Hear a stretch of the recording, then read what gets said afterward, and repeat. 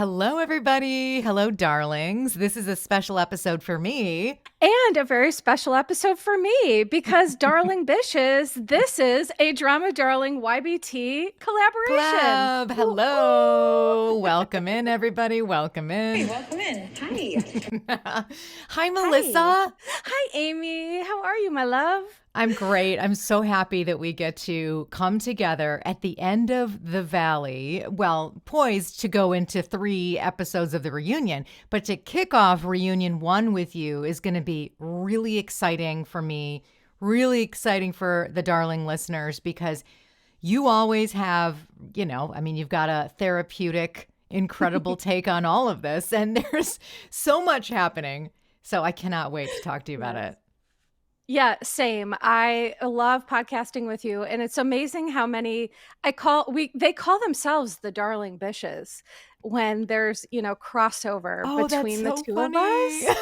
I love that. So, I love that. because I don't give names or anything like that, but I've picked up on that's what people say. So for all the darling bishes listening, hello, Darling thank you. We bishes. see you. We love you. Thank you for being here. Yeah, thank you for being here. As I put on a little gloss, it's 8:30 my time, so I'm ready to rock. You really are. When you said you could do it that early, I was like, oh, God bless Amy. I couldn't do this that early. Really? Yes, you No, could. I'm not a morning gal. Oh, okay. No. Well, let's before we get into the Valley reunion part 1, I know that you watched Watch What Happens Live last night. I did not. There was just I don't know, maybe a quarter of the cast members on from Next Gen.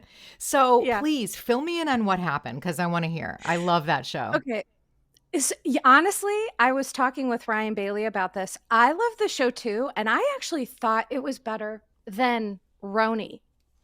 Oh. I thought it was better than the new whatever. Mm-hmm. I think these kids, there's just real authentic relationships, and that's what I miss about Housewives. That's just something that I've been thinking about, why I think that I liked it better, because it seems more genuine, more real, as opposed to these women who are now cast, and you have to wear all these it's just turned into a different animal. But anyway, so Gia Giudice, Amira, and Brooks Marks were on, and they revealed a couple of interesting things. Number one is that Charlie has left the group chat and seems like he has left the show.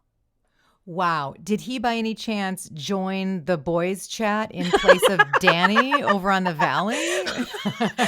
Well, can I tell you, I joke that Charlie is the Jax of Next Gen, so I'm sure he was welcomed into the group chat with open arms. Well, that's great. Wide open. Yeah. That would be amazing.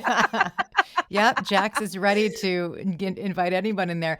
Well, that's a bummer. So he's obviously, if they come back for a second season, he won't be there. And that's going to be a real problem, because he was definitely, you need these villains. So what are they going to do? Yikes.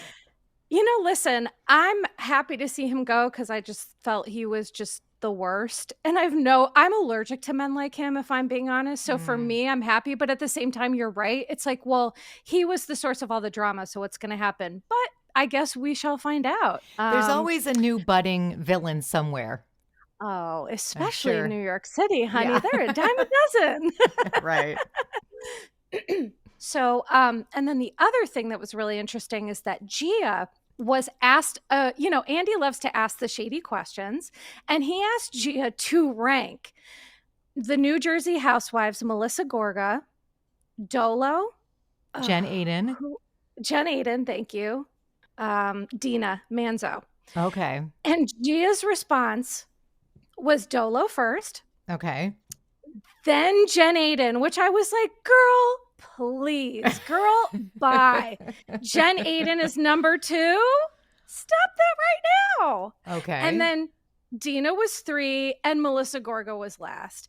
And it's funny because when I saw it, someone had posted all of their Instagram followings in response to Gia's question, and Melissa Gorga has the most followers. It's Melissa Gorga has the most, and then Dolo, Jen Aiden has the least, or maybe Dina does. But either way, it was clearly a very shady response, but I was Right. like, hey, you know, Yeah. she's And been also indoctrinated. a safe question to know a safe answer, because you know that she's going to put it like that. You know, I just find, listen, Jen Aiden has been on the rocks quite a bit lately, even when she's off the show. I mean, even when they're not filming.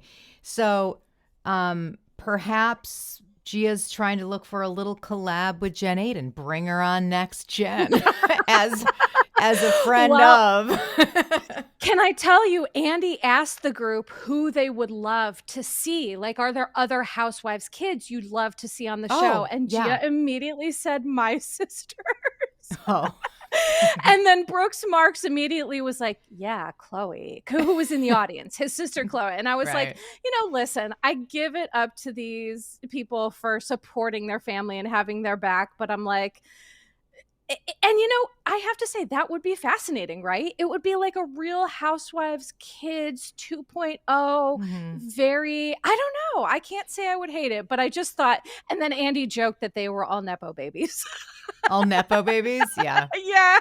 It would be the end of the Giudice girls' relationships from here on out. They would. Right? Yeah, because that's what happens when any Giudice Gorga family member gets on a reality show. They split. So, I mean, I would be very concerned that the girls would, you know, succumb to the beckonings of the dark side of reality television, where, you know, that becomes more important than their relationships. So I would be very concerned about that. And I would say, no, don't. Also, well, Ariana wasn't on last night, but I wonder how she would feel if Brielle was on. And I'm also been curious about how Brielle has been feeling not being a part of it, but it does make sense that she's not. I mean, like, Ariana had more of a story to tell and more going on. You know, she was willing to move to New York. You know, I don't know if that was part of her journey before this show presented itself, but and her relationship with Riley and such. So, but I did love Brooks on the show, and Chloe was on quite a bit, so she was already not part only of it. Chloe, but Meredith and Seth. It was like, you really got to see so much of their family behind the scenes, which is interesting because I couldn't stand Meredith on Salt Lake City, but on Next Gen, I'm like, oh, I love her. Oh, that's so interesting. Yeah, I loved it too. I feel like on Salt Lake City, she's so histrionic, you know, there's so much drama, but on Next Gen, you know, it's like she's quirky, but she's such a wonderful mother, and her and Brooks are so close. And you know, I know that people say Brooks isn't the most dynamic television, but I just feel he's such a funny, wonderful person. And I love, like, because he's not super outspoken, you know, they'll do the thought bubbles with Meredith inside being like, disengage. And it's just so funny. It's really gold. Yeah. It's gold. Good as gold. Okay, well, shall we move on to the Valley? Let's. Okay. Yes. All right. So reunion part 1. Right out of the gates, you know, we get a little bit of a dip in with Jackson, Brittany, and then of course at the end. So, you know, obviously they're going to bookend this entire first episode. So how do you feel about talking about Jackson, Brittany first with what they shared in the beginning and then what happened at the end? Are you cool with just... Yeah, absolutely. Okay. Well, with this whole vasectomy thing, I mean, the immediate moment when Britt was like, he gotta have 20 baby mamas if he doesn't have a vasectomy. Which I was like, oh my gosh. It's so funny because on my show recently, we were talking about like what's going to happen to Jax if he's not on the show. Like, what do you predict? And I was like, well, he'll have like 10 kids from 10 different women. And it didn't occur to me once that he could actually get a vasectomy. So I'm like, oh yeah, that's a great idea. So I was happy to hear that he's considering it. I don't know if it's too late for that, but and then for Brittany to really say that she would touch that dirty dick with a 10-foot pole. But my jaw dropped, Melissa, when Jack said, well, you said you wanted to hook up one last time at the aquarium 4 months ago. And the way that she responded made me think that she did allude to that. It did sound like She was like, Well, I didn't know what was going on then, but I do now. I just thought, oh, Brittany, but it shows that she really did probably even still to this day struggle, with wanting to be with him. Do you think that she, like, at the 4 months ago, perhaps, and is it a normal thing to, reach out to your ex that you're getting divorced from to have a little something? Yeah. So here's the thing. Jax, I am so angry. I could spit nails about him at this whole reunion. He did that to purposely distract, look away, look at her. And what I want to say on Brittany's behalf is that's absolutely a normal thing. How many people listening to this have had sex with an ex because, when there's divorce or breakups, those feelings don't just go away. Also, Right. people have sexual desires and, all those other things. They have a child together. So he weaponized what is a very normal, listen, I think it was Brittany in a bad moment where she clearly probably, again, he weaponized her being drunk, which, he loves to do that because he can't drink. So therefore now he's the alcohol police, except with himself. 'Cause, whatever, that's a whole other thing. But I think that in my perspective, it's very normal to want to believe that the father of your child could maybe be a better person, Right. or you And if could they were have at the one aquarium, last. they were at the aquarium with Cruz, I imagine. It's not like they were just meeting up there. So she's probably feeling, a sense of family. And I mean, it does make sense. You took the words out of my mouth, because imagine that, right? Your Jax has been terrorizing her for months, but they're at this aquarium, probably with Cruz. I bet her ovaries are swooning, and she probably thought, well, what if, or maybe this could work. And again, sometimes just people have physical needs. So I think it was a very normal, understandable thing. I'm grateful now that she is completely out of that, Right. because what Jax, I believe, wants to do is bait her and then use those things against her continually. So I think for her own good, she needs to step out of that dynamic permanently. Yeah, absolutely. It was nice to hear actual facts about where they are with their divorce, with the settlement. And quite frankly, great to see Brittany expose him continuously. Oh, yeah. With having, she has full custody now.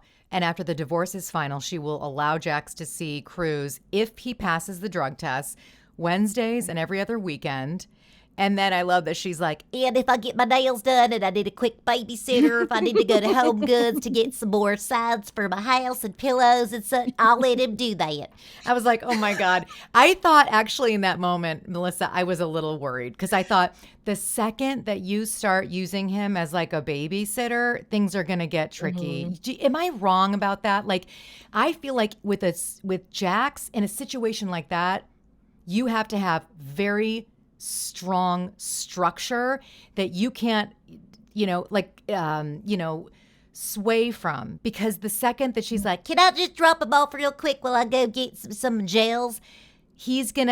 that's gonna cause some problem. He's gonna be like, well, that wasn't part of the thing. I'm going over here. And then she's gonna get mad at him because he has plans. He doesn't want to see the kid. So what are your thoughts on that? Yeah, I tend to agree with you when I heard that. What I thought was that was Brittany. So Brittany is awake and she is reading him for filth, which I love. But I think that was her anger coming out. I think she's trying to assert dominance over Jax because she has felt so dominated, so abused for so long. It was one of those things that my clinical brain said, oh, she's saying that because she wants people to know that she has control over this, and she wants Jax to know that he has control over it. But I agree with you in terms of with Jax, it has to be you have to have very secure boundaries, like the Pentagon. I mean, they have to be in a regular situation, would that be, of course, a beautiful thing Yeah. to be able to just say, hey, I'm running an errand. Can you take him for a little bit? Right. In a perfect world, that should be what you can do. But I agree with you. The Jax that we all saw on this reunion is not capable of not weaponizing that, holding it against her, all of that other stuff. So if I were her therapist, which I'm not, I would encourage her to stick to the scheduling until Jax, his behavior has told us that he's actually making some changes, because right now that's not what it's telling us. Right. Yeah. Can we talk about the drug testing and stuff? Yeah. Well, first it was interesting to find out that he had like 159 days or something sober.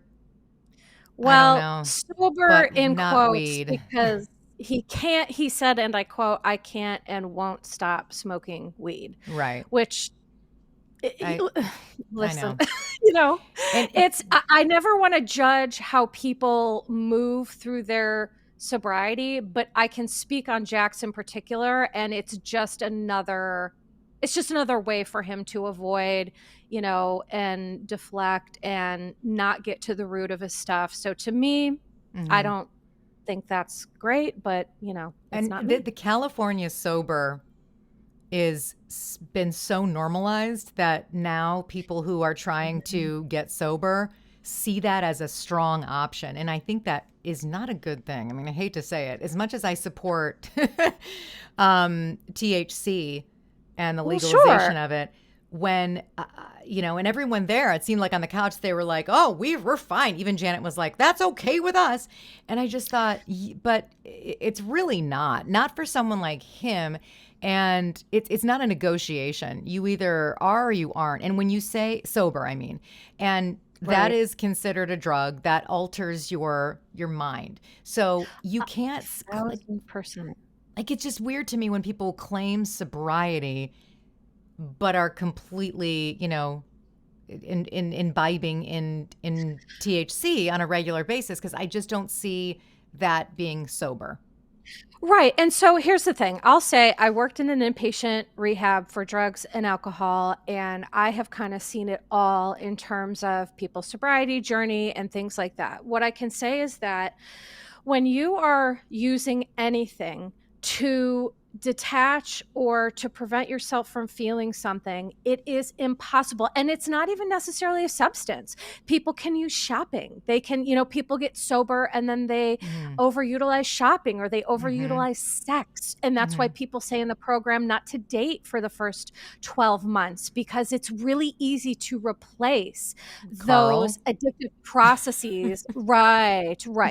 So with Jax, I think that this in particular, I can't speak of how it works for everyone, but for him, because Brittany was really clear saying his behavior hasn't changed at all. Well, because he's not getting to the root of things, because he's still self-medicating in ways that are now more quote unquote socially acceptable, right? Because everyone was screaming at him about the alcohol and the cocaine, but now people are like, oh yeah, you can smoke weed. So of course he's like, well, yeah, so that's what I'm going to do.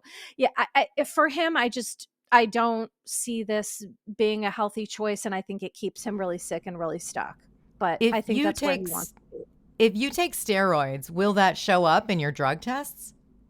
You have to do specific testing for steroids, because what Brittany was talking about is when you move from inpatient to outpatient, it's like you decrease the level of care, and you have an outpatient counselor who's part of the recovery process is weekly drug testing. So it's not like Jax is volunteering for that. That's part of his program. I guarantee it.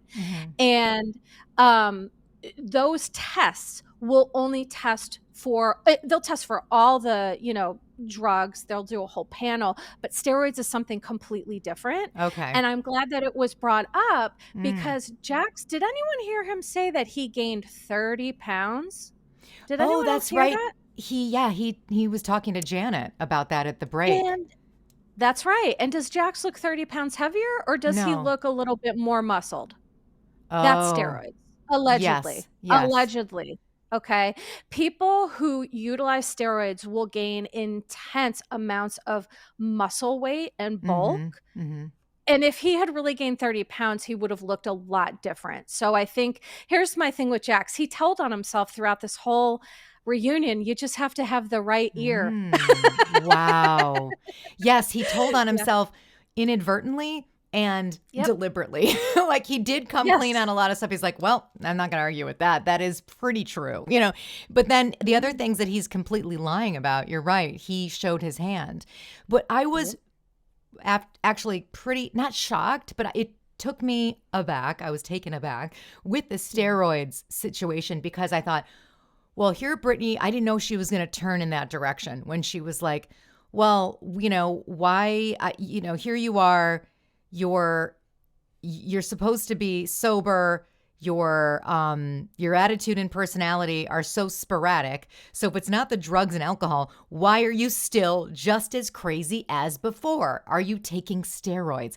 So when she said, are you taking steroids? I thought she was going to say, so are you really sober? But then I was like, but she's been doing the drug test with him. So that is, it sounds like an answer, but I didn't know. So steroids, obviously, are they composed of like a lot of testosterone? So then that makes you it triggers some. Can you speak on that? Like, Yes, what does it do? I can speak on this definitely. So steroids, there are different, just like with medications, there's different applications. So you can do like TRT, like hormone replacement for men if you have low testosterone. That is totally appropriate. There's nothing wrong with that. But so if we're talking about legal things, that's really well managed by a doctor, and you're not going to be getting human growth hormone and all these other wacky things. Now, there's a whole other part of the steroid community where it's ordering things from Mexico,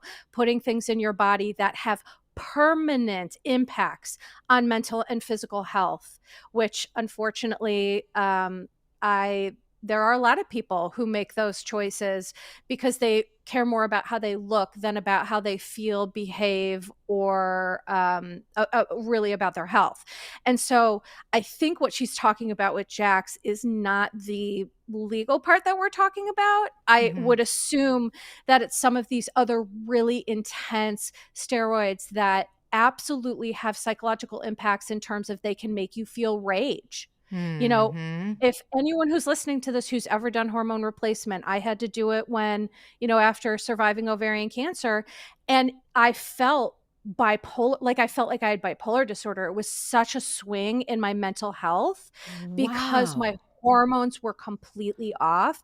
And so I don't think this gets talked about enough, is that a lot of men who are on these medications, I think their mental health really suffers, but I don't know that they care because they look good, and that's yikes. Yeah. And when they are displaying these fits of rage or anger, it probably makes them feel, you know, somewhat confident. Powerful. Powerful, in control, and, you know, manly, if for lack of better words. And so do you think, because when he came out of rehab, the rehab that he said he went to, that we know he went to, the mental health facility, we understand that he relapsed the first week. He tried to say 2 weeks. Isn't that just perfect how like people lie? They're like, he's going to admit it, but not what it really is. But She's on like, his terms. In 3 days. You came out 3 days, you were back at it. And that was so obvious because remember that dinner, that like boys' dinner he went to, and then he was immediately after, I think, Danny or Jesse, I don't even remember who, but he was attacking the men at the table, and it was like the same Jax. And I just thought, well, he's back at it. I mean, he's clearly, you know, allegedly on something at this point. He is not sober. It looked so obvious. But then now that Brittany said steroids, I'm like, okay, I wonder if that was what we were seeing. Yeah, and here's the thing. I don't think Jax needs steroids to continue to behave like an ass. I think that's just part of his personality, if I'm being honest, because sometimes what happens is people get sober, but Sobriety is a transformative process of internal change, personal growth that requires accountability, rigorous honesty, and the change can be seen in behaviors. When you see someone come in sick and then they get sober, they're usually a completely different person. And so when you have someone take the substance away and they're still having those same personality characteristics, well, that indicates that we're kind of encroaching on another issue here.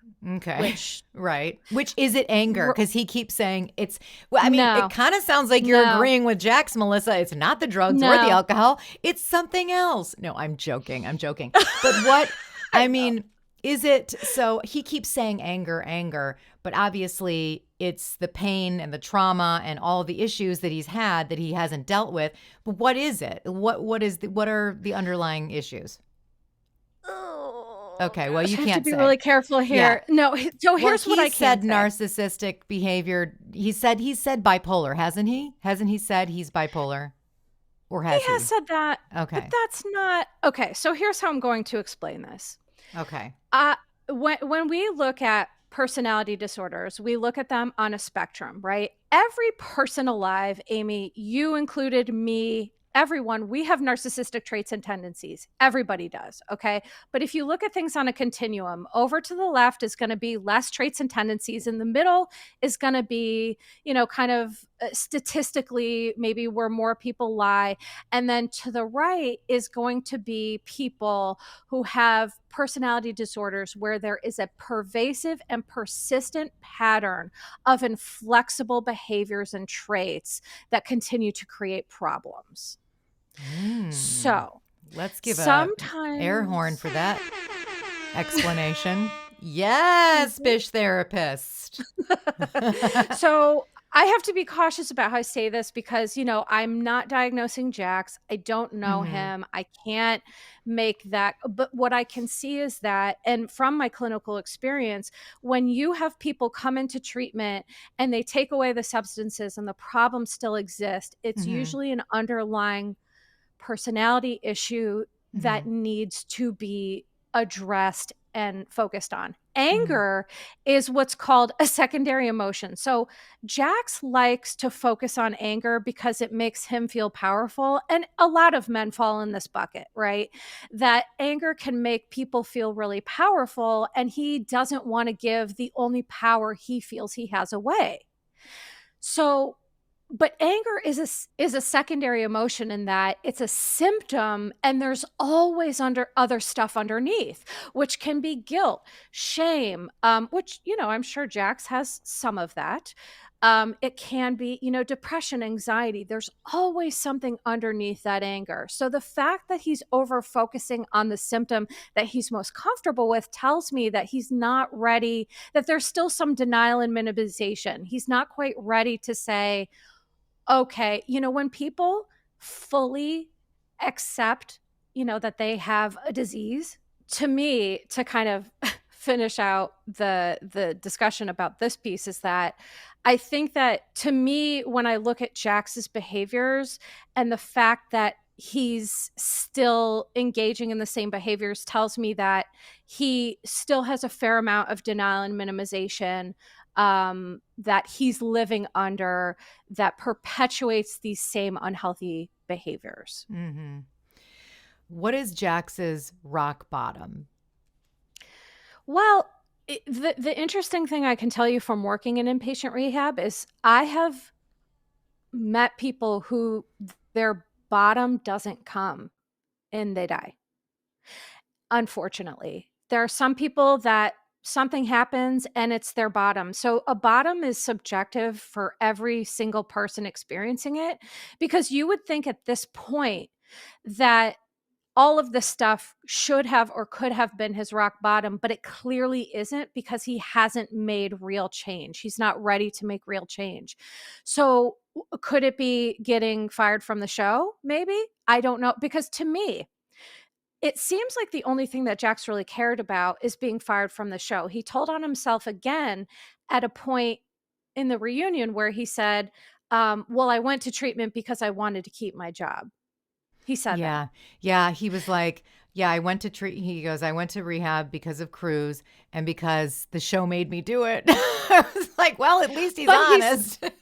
No, but he said the show first. And then he goes, oh yeah, and my son, and my son, and my son. And it's like, well, you just told on yourself again. Yeah. He really I think Jax cares about Jax. I think Jax cares about his image and his career more than he cares about anyone or anything. And I just think he hasn't been able to be honest about that. But his behaviors tell me that that's kind of how he's moving.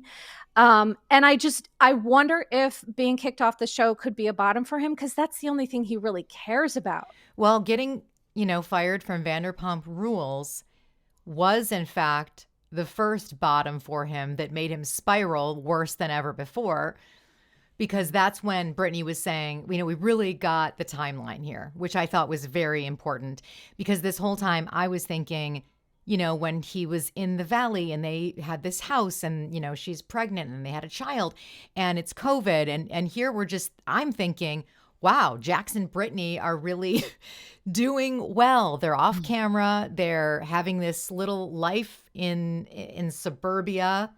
And who would have thought? Remember, we all were like, who would have thought Jax would be the one to have like an actual relationship that's successful? Remember when we were all saying that?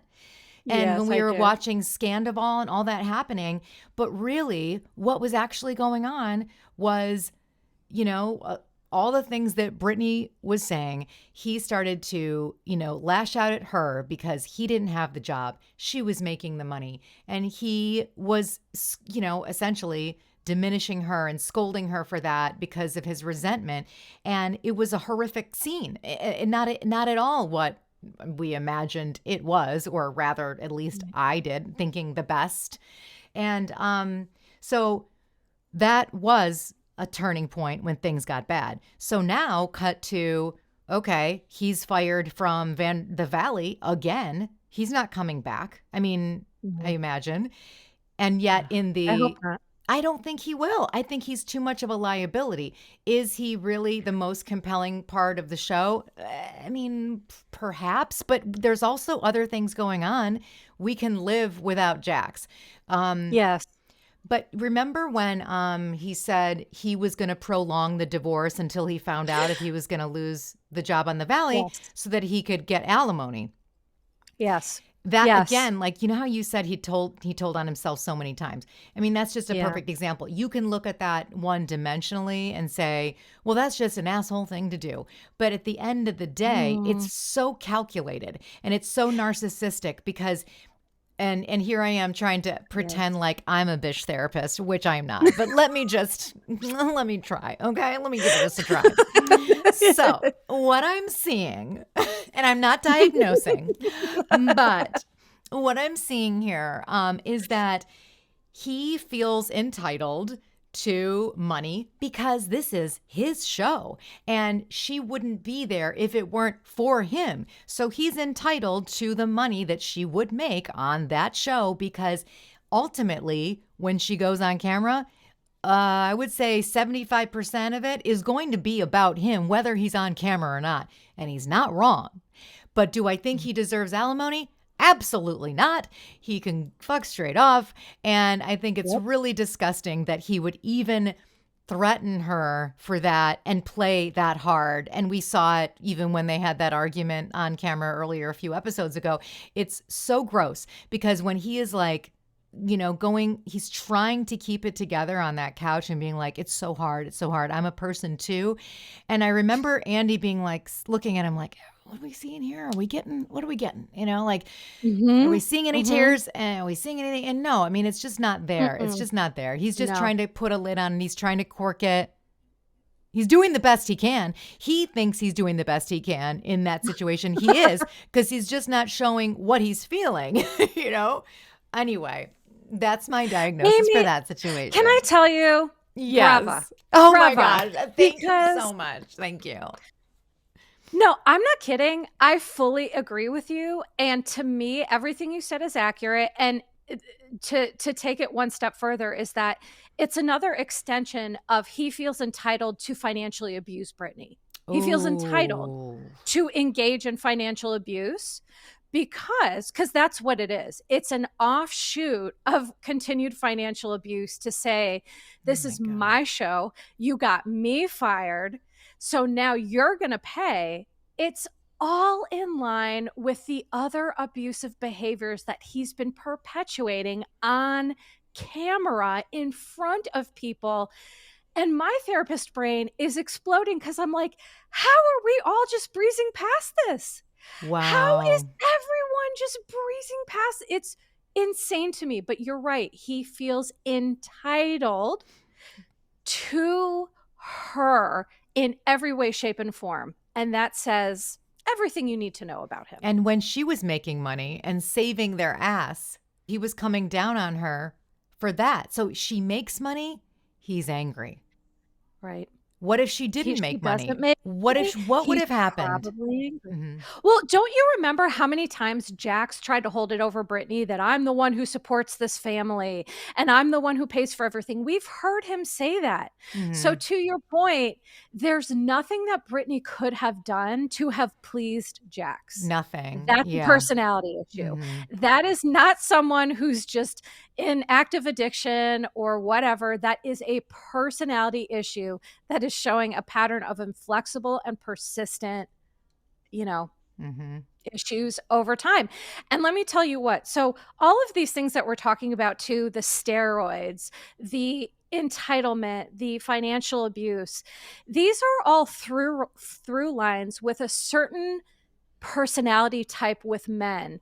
And the reason that Jax is doing this is because he has a teeny tiny little ego. Oh, I thought you were going to say pee-pee. Yeah, I know. I know I'm not, but the ego is teeny tiny. And men who have these really small egos, they really need to do things to make themselves feel powerful and strong. And so everything I'm like, when you say small ego, that's like blowing my mind because all we hear is, oh, he's got such a big ego. He's got such a big ego. So this concept to me is completely new. I don't even know what you're talking about.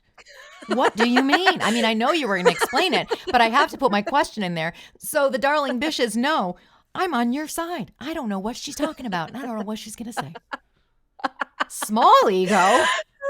Yeah. Okay. Here's why I say that it's very small, because usually, a big ego is consistent with some of Jax's behaviors, and we hear that a lot. But really, in actuality, and I'm kind of being sassy too. I'm not being my best clinical self, but hey, we're here to do a fun podcast, and so I'm not here to be my best clinical self. That's funny. But the small ego is referring to that when you perceive them to have a big ego, when you perceive them to that people think that Jax thinks he's larger than life. I actually think Jax thinks very little of himself.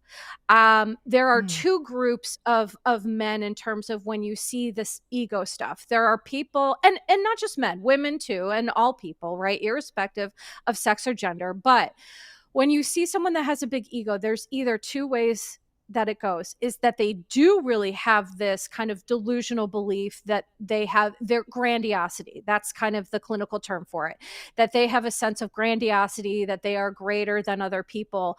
But then there are people, and I think Jax falls into this bucket, where they actually feel very small, and they actually feel very, when Jax said something about Danny, he compared him to a serial killer. I talked about that's defensive projection, meaning that's likely how Jax feels about himself. So in reality, Jax, I think, is doing all this stuff to make it seem big and, bold. But I think he's really just a very small, insecure person who needs to put other people down to make himself feel great. I don't think he really believes that he is great. Does that make sense? Yeah, it does. And it's sad. I could be wrong, but I just at the end of the day, all this, it's like you watch somebody for so many years and you think, wow, he's finally going to go to rehab, even though I knew at that point it's not going to work because of the state that he was in when he was in rehab and how short of a time he was there. Like, I wasn't very hopeful, but I feel very, very bad, and there's a part of me, which I know you probably, I don't know if you feel the same way, but as a recapper of this show and watching these shows all these years, it's like, I am guilty of like delighting in this villainous behavior for the sake of entertainment. And it's just a gross feeling, because when you get down to the ugly parts, the really dark parts, and the truth of what's been going on, you want to disengage entirely, shut down your computer, your TV, log off, and just be on your merry way. Because to be a part of the web of what's happening, and then to, talk so specifically about this human being who is an absolute mess, who has destroyed his own life, his wife's life, at least at this point, she will rebuild. And I hope that he will too. I'm concerned. And you worry about Cruz, their child. And it's just a weird feeling, I fully understand. And Ryan Bailey, when we podcasted, he said the same thing. He said, it makes me feel uncomfortable to know that, you think that someone you watch on TV can't possibly be like a really terrible person or an abusive person. Right. We don't want to believe that. We want to believe that these people who we have grown to kind of love are just flawed humans. Right. And because that you can forgive, right? That you can move on from. But unfortunately, Jax is an example of someone who everyone, that Housewives drop of, we were all rooting for you. We were all rooting for you. And he is just incapable at this point of being who everybody wants him to be. Right. And I understand that feeling of feeling duped, of feeling icky, because I totally understand it. But I don't think anyone realized how significant it was until recently. Yeah. And so, you can only go with the information that you have at the moment. But I do hope this is kind of an awakening for all of us, for Bravo fans, for Bravo, because this isn't making people feel good. It's triggering people. It's causing people, a lot of trauma survivors, a lot of legitimate issues. And that's not what this thing we love so much is supposed to be. So I understand where you're coming from. If it had a happy ending, or if we saw it going in a different direction, it would be a different story of how I'd be feeling. Because it would be like, well, this is real life. We're watching, this is an unexpected turn, but look at what's happening and what a journey that could be. But, at this point, it's only darkness. And really, at the end of the day, I wanted to ask you, and then I want to take a break. But when Jax said in response to Brittany saying like, but you knew we were filming and you still did these things. And Jack said, I'm not thinking about filming. That's why our show is the real shit, because I put everything out there. What is your take on that? He's full of it. I think, again, it's his way to try to make himself the linchpin of this show because he didn't want to get fired. It was completely manipulative. Yeah. Okay. I was vacillating, honestly. Sure. I was and Amy, can I say too, to your defense and everyone listening to this, is that empathetic humans want to believe the best in other people. I certainly do, right? That's my job as a therapist, to be a cheerleader, to believe the best in these people who are trying their best. But unfortunately, there are just some people who are going to disappoint you. And as an empathetic person, that is really disappointing. Yeah. Well, when he said that, I was like, okay, just like you said, that was a great pitch to Bravo, perfect pitch, a perfect log line for why he should still be on the show and why this is the greatest reality show right now on Bravo. And it is because of him and the others, but mostly because of his relationship with Jax and Brittany, because it's so polarizing, because it's so compelling, because it's so destructive, and you can't take your eyes off the car crash, right? But I also was like, he's also so delusional that he's coming into these shoots and he's not even thinking about the cameras. Yeah, he is just showing up before he goes to rehab, and he's like, you know, trying to take some of his stuff, or he's like, you know, he's doing this all with actual genuine authenticity, regardless of the cameers being there. So it's kind of like horrifying. Yeah. So it's a little bit of both. It's a little bit of both, right? Well, because also it's like, imagine, you know, well, now we know what happened, but if he's willing to do that when cameras are up, what is he willing to do when cameras are down? I mean, that's heard, all and I'm glad that Brittany, okay, well, I don't think she's telling us everything, obviously. Do you? I don't either. Okay. No, because I've had the honor of working with and treating survivors of domestic violence and abuse, and there I would guarantee are secrets buried under there that yes, I would guarantee that that's not all that has happened. I was proud of her that she even shared what happened that day, you know, when she went through, and it was really brave. And the things that he said to her, the things that he did, the way he acted, really, truly, it's amazing what a strong person she is. Yes. And what a good person that she is. And she has her issues too. You know, I mean, she signed up for this and thought she could change this guy, and that's that. Yep. But all right, well, are you okay if we take a break and then come back and talk about other people? Yes. Okay, we'll be right back. Okay, we're back talking the Valley. So it's me, Amy Phillips from Drama Darling, and obviously... And it's your bitch therapist, Melissa Reich. Yay! Well, just to cleanse the palate, it was really nice to have them tell the story of, you know, fertility journeys, welcoming babies, the pregnancy, you know, having two gals on the couches being pregnant, Kristen and Nia. It was really nice to see. And I love what they shared.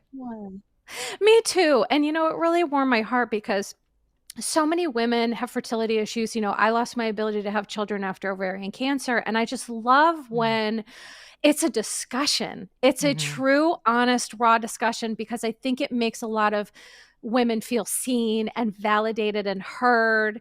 And it also brings me, it's like the only part of the Valley that brings joy, right? Seeing these two people expand their families in ways that they've been wanting to do. And, you know, it's just such a much needed happy sorbet to this very dark, very intense show. I'm so glad that they dropped into that and really let us sit with that for a while. And because we really, that is, you know, what this show is about, with expanding families, making families beyond working at SUR, even though, you know, we didn't know Nia and Danny, but it was just really, really great to see. And I also loved that Kristen just popped off at the very beginning and just put it out there and apologized to Janet. You know, I have to say, I thought, this is the Kristen that I love, right? This is the empathic Kristen who does take ownership and accountability and realizes that, you know, I call Kristen like a misguided empathic Avenger, right? When that's what I call her. When her friends are hurt, she'll like put on this Avenger costume and then try to come to their rescue. But in the process, she just acts like such an asshole. Yeah. And then she becomes part of the problem, right? But it comes from this really good place. So I think that Kristen getting ready to become a mother is starting to understand and grow, right? She's growing up and starting to understand that, okay, I can't just say whatever the heck I want when I'm angry. And I have to own that this was a wacky thing to say. But the thing I was most surprised about is that how Janet was very receptive to it, which I was like, oh, that's very interesting. That was shocking. Yes.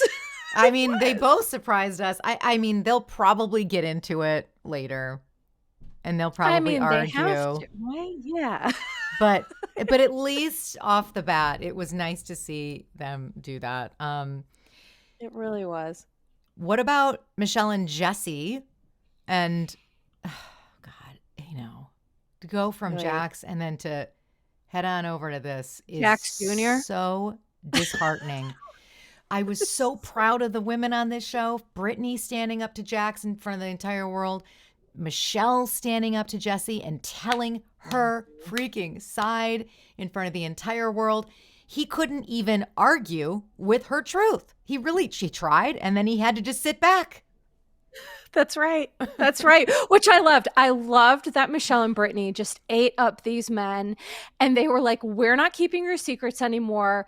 This is, and both of them had to sheepishly, like at first they'd be like, no, that didn't happen. And then they'd be like, okay, fine, it did. Right. And it's like, so what bothered me with Jesse, because it seemed like at the last episode that he was like vulnerably taking accountability. But what I found so fascinating is that Michelle really called Jesse on how he uses crying to manipulate. And I was like, she is 1,000% right. And you know how I know that she's right? How? Is he does this same old shtick, song and dance of crying and saying, I lay down my sword, but he's engaging in the same behaviors.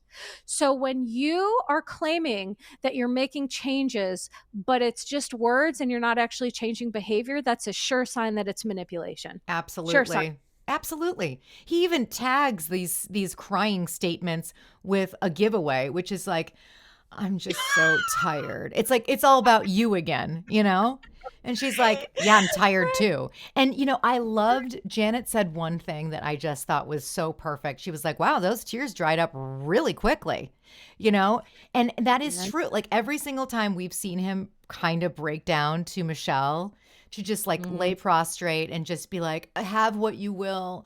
I surrender, The second that she calls him out on that, those tears go away and he's immediately back on defense mode. They were never real. Yeah. It's so true. The fact that he manipulates with these tears, I've never believed it for 1 second, to be honest with you. Not once, because I know someone like that. I think we all do. I think we all know several people like that. But my gosh, I loved it. Yeah. I think it's, and here's the thing. Jesse knows how to so as I just talked about, when women see a man cry and feign vulnerability, when you're an empathic, loving person, you're gonna want to believe it or think the best of someone. But I think it's very clear that it's literally all manipulation, because he's doing the same thing over and over. And, the same thing with Jax is when he was like putting his thumb up to his eye, and it's like, there's no tears. There's no tears there. But Jesse actually is able to squeak out some real tears. It's just like when he's done performing, he shuts them off. Because that's, I don't know if anyone knows that's not how tears work. But it isn't. It really isn't. No. How about when he was like, you're weaponizing our daughter. Read the comments online. And Andy was like, it's not about the commenters. I was like, tell me that you have no credibility without telling me that you have no credibility. Right. When he put that out, I was like, bro, you just completely like derailed. Derailed your point and let us know that you're a complete moron. And you're live in the comments section. Frank Dremen too. 2.0. What should we name Jesse? We should name him. We'll find another like pseudonym for him. But yes, and I think that's why Jesse and Jax, they get along so well, because they're very similar personalities, just acted out a little bit differently. Yeah. Same BS underlying it, though. Absolutely. And the whole issue with Michelle's dying mother. Oh my God. So did you catch that they said they hired a therapist to talk about mortality with Isabella, which and of course, Jesse tried to say he did it. And then Michelle was like, no, we did it. I love that. She's like, we did.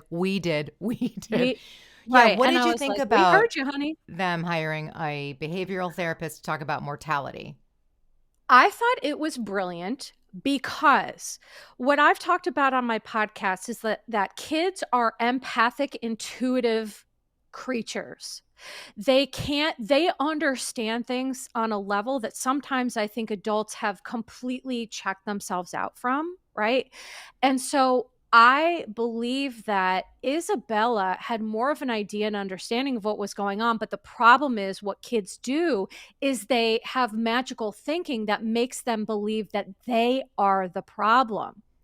And so what I loved about them doing that is kids need to have adults explain to them very tough things because their brains physically cannot process it. They don't have the cognitive capacities. Their brains aren't formed enough, until basically 25. And even some research studies suggest for neurodivergent people, it's closer to 30 when we have full brain development. So when you're looking at when you're looking at a small child, she is going to sense the tension but just believe that it's her. So my hope and my thought is that hiring this person to talk about it helped Isabella immensely, which makes my soul sing because she's ultimately the one in this who's getting hurt the most. But they did note that the therapist said that she did need to see Michelle's mother and that Jesse needed to give Michelle grace, which of course did not happen. Surprise, surprise. It was really great to hear Michelle's side and to actually hear what was really going on. This reunion was so important for the healing of both Brittany and Michelle, I feel like. I fully agree. It was the first time that they were able to have people hear them, validate them, see them, understand them, and support them because these two men have gaslit for probably their whole relationship that they were the problem. Yeah. So it made me super happy. And also there was a chorus of people on those couches going, nope, we saw the text. No, we saw the text. No, we know what the truth is. Okay. Now, the only thing that Jesse has going for him in these moments is that he can make a joke, which is that he's representing himself and he's like, I've watched Suits 3 times, which was very funny. I know. And that's the difference between Jax and Jesse that I always argue that Jesse is just more charismatic. He knows how to schmooze a little bit more than Jax does. Jax is just like done with schmoozing. He's done with pretending. Jesse still has that schmooze part of him that, it's part of a greater pattern that's concerning, but in the moment, I think it's hilarious. It's part of a greater pattern that's concerning. But it's funny as hell in the moment. Oh my gosh, the way a therapist's mind works is really funny. That's funny. Well, I mean, I completely agree. Also, Jax has never had any other job, So it's like Jesse has been, well, I guess he's kind of been working as an adult, as a real estate agent, right? Up until, who knows, like COVID or whatever. So he does have that wheel and deal. Let's throw some humor on it to close the deal. Oh, this needs a new roof and all new electrical. But hey, listen, every house has its thing, right? He's going to have that humor on it. So, I did not realize that house was rented. I don't know. I guess because the way that Jesse talked about that house near the Chateau Marmont and that's such a great location and all this stuff, I thought that was the home that they owned. So to find out that it's a rental when Andy's like, there are no assets. Why is this so difficult?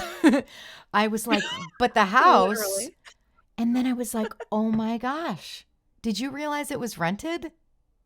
No, absolutely not. And I think that was a wild realization for me because I was like, wait, so if there's no assets, how it just confused me greatly. And it also, to me, made it more significant that Jesse wasn't willing to move out of a rental. Right. Like it's not even your home. He was so committed to staying in this place that he put himself at financial risk because he couldn't afford it. He's trying to sing this swan song or this sad song, not swans, whatever, some sort of song, that he Michelle, he was like, no, you can't have this place. I'm going to die in here. And you sleep downstairs. And then she said it was so, it was unbearable to live there. So she went and got another place. And then he whines about, well, then it was double the rent with only one income. It's like, move Literally, out. it's that simple. Just move somewhere that's a better fit for you. I do not understand. And it's clear that Jesse at first was trying to say that he didn't have money issues. And then all of a sudden, like when Michelle said it, he was like, no. And then Andy said it and he was like, yeah, okay, fine. And it's like, really? Right. Did you catch that? I was like, are you serious? So, I just think Jesse creates his own issues, and he wants so badly for Michelle to be the cause of that, because wouldn't that be easier if Michelle was his problem instead of him being his problem? Yeah, buddy, but it's too late. Too little, too late. Yeah. When you keep explaining, you try, you went to these men's groups, you're trying. It's too late. What you've done is done and done. She's gone. Whatever you tried to do to bring her back was still nauseating and still not working. And in the meantime, to hear how painful it was to be with him is just really sad. And then, the other thing about the rent, she was like, yeah. He's like, I'm paying my rent. And she said, well, who's loaning you the money? Oh, I was I got that tea. Is it Quentin Tarantino? Or is it his gay friend from Venmo, that Venmoed him all of this money? Oh, remember right. That was a whole thing. I think they talk about it in another. Andy asked him, like, who's the gay person that sent you this money? And I think they're going to talk about it. But clearly Jesse has trouble managing finances, and that's not a Michelle problem. That's fully a him problem. Yeah. And to me, I don't understand how he cannot easily resolve that by just moving to somewhere he can actually afford. Okay. Yeah, it could be solved. All right. Well, is there anything else that you want to speak on with Michelle and Jesse? I don't know if I have anything else. There was something that came up in my brain, but then was it the Baywatch, the cease and desist, any of that? Yes. Okay. Yes, it was that. Oh, no, here's what it was. Okay. It was how Jesse I think Jesse, the men's group chat, it seems like a real men's rights sort of algorithm type nonsense. And he really thought he had something when he talked about that his daughter could meet his girlfriend because they're both females and, because vaginas. Right. But she couldn't meet Aaron because he's a man. And I love that they were, both these men's rights guys were like, yeah, fuck ladies. And it's like everyone else was like, no, that's nonsense. Like, that might make sense in your men's group chat of horrors, but that's not a thing at all and makes literally no sense. Yeah, I completely agree. And the other thing that was very manipulative and controlling, I don't know if I can slap sexist on it or not, but it just inspired me because the men's group thing, he's been going to so many men's whatevers, hand on hearts type stuff. And he's all about like boundaries, set boundaries. And when he allowed his girlfriend of 1 month to call Michelle to set boundaries with Isabella, he told her to do that because like some men's group was like, oh yeah, I think it's really healthy to have someone set boundaries, make Michelle feel like she's got control. If you call her and say, can I have some boundaries? What are you doing? I mean, Michelle being like, yeah, this isn't between you. This is between us. Why?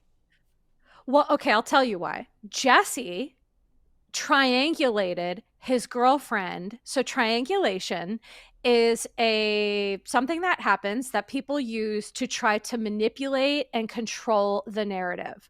So Jesse and it involves, so like when you're having a conflict with two people, triangulation means bringing a third party in to triangulate that drama and try to manipulate and control. And I think that's exactly what Jesse was doing.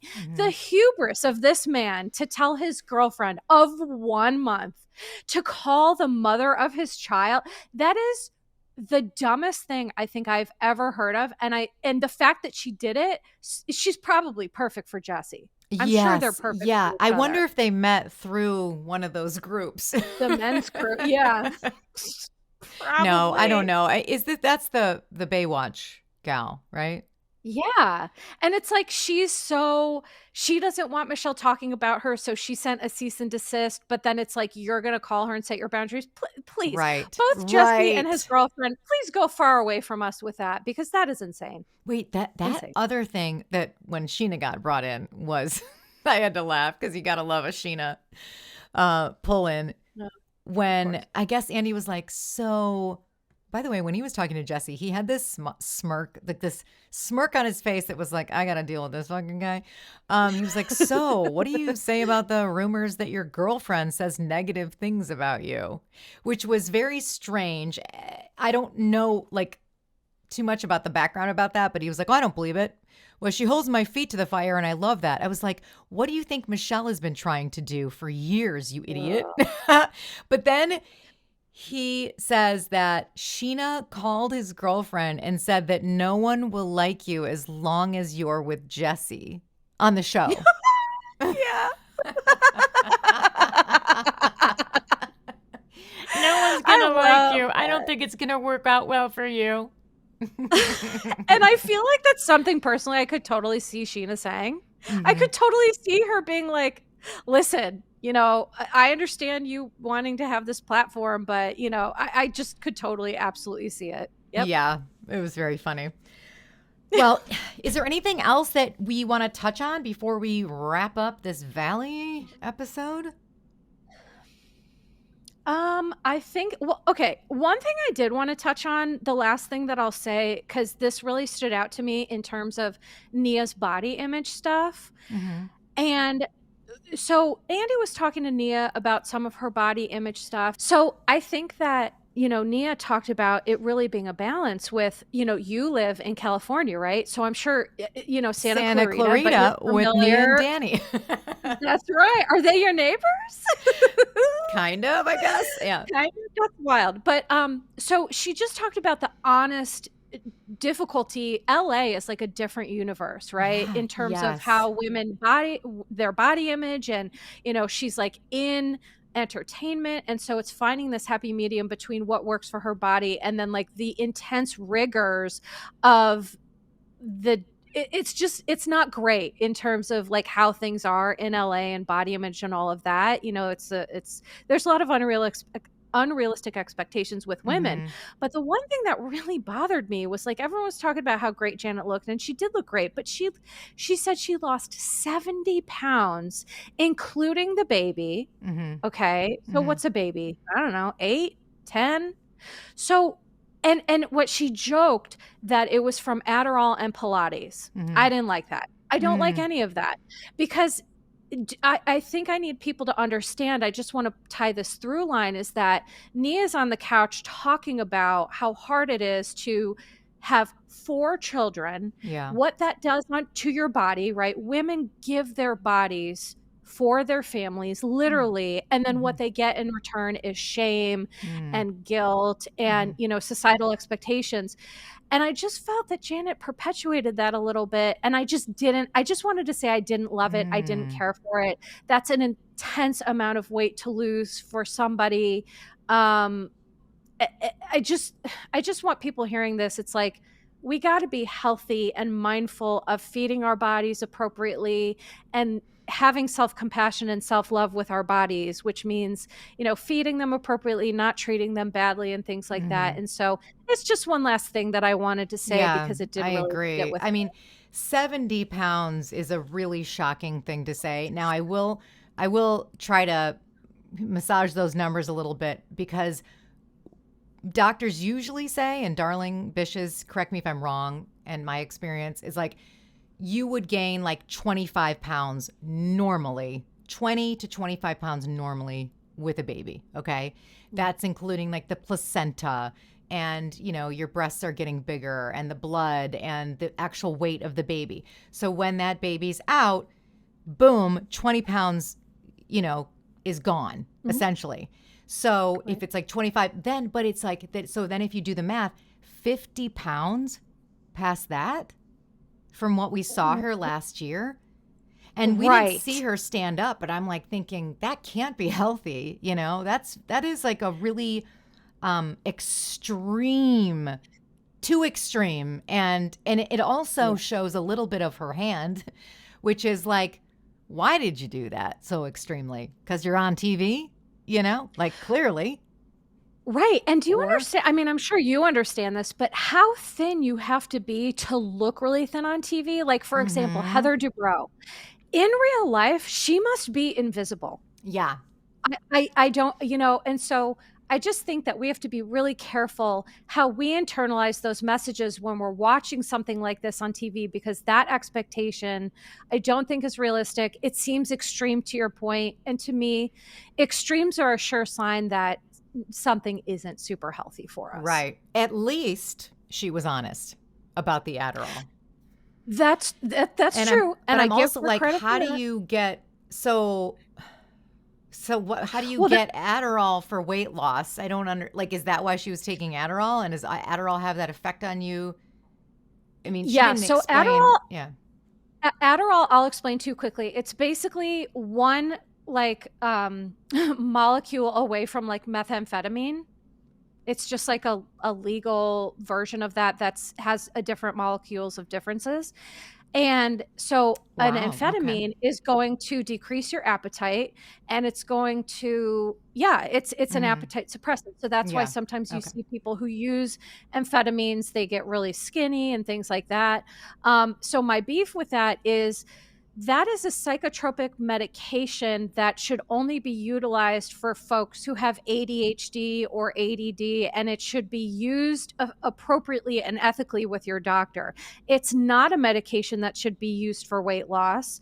And it just does happen to have that effect. So I also didn't like how, it's like, do you have ADHD? Were you prescribed that? And we have some questions. I do. I have some questions. And so while I appreciate the honesty, I think that people in LA too, there's a lot of medications used to perpetuate unhealthy food behaviors, which is not healthy for anybody. So yeah, absolutely. Good stuff. That's all I had. Yes. Well, that's a lot. And I'm just so delighted that I can talk to you about this. Thank you so much. I'm so glad we could do our collab together. Me too. Thank you, Amy. I always love chatting with you. I love connecting with the Darling Bishes. It's one of my favorite things to do, and this has been a hoot. So thank you. Same with me. Thank you. Okay, well, Melissa Reich, let's tell, you tell my listeners and I'll tell your listeners where they can find us. Okay, so check me out on Patreon, please, at Your Bish Therapist. You can find me on social media at Your Bish Therapist. But specifically, if you're looking for ad-free, extra content, full video of Amy and I, that will be on my Patreon, and it will also be on my YouTube, Your Bish Therapist. So please check that out. Yay. And for me, you can follow my podcast anywhere you listen to podcasts. Please give it a great review. 5 stars, if you will. Also, you can pop on over to patreon.com/dramadarling for video and ad-free episodes, and at Meet Amy Phillips and Drama Darling Show, both on Instagram. All right. Bye, guys. Bye, Melissa. Bye. Bye.